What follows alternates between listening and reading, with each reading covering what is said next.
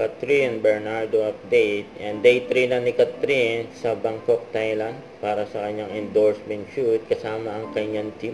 Nakikita doon sa laptop yung picture ni Catherine na nakakulay blue siya na outfit. Ayan, endorsement shoot, abangan.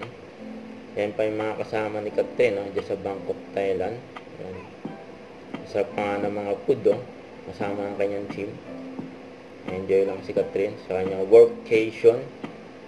Nakakagutom ng mga food dyan sa Thailand, Masarap pagkain niya sa Thailand, Yung pa may maswerte pa nakapagpa-picture kay Catherine, yung pagdating niya dyan sa Bangkok, Thailand. Dyan sa airport, sabi dito, Catherine Bernardo, same flight bound to Thailand, super pretty, Ito yung post ni Miss Lulu. Nilike pa nga ni Aden yung post, welcome dyan si Catherine. Pagdating nila dyan sa airport, meron pang tingin kay Catherine, parang gusto magpa-picture. Lumapit pa nga,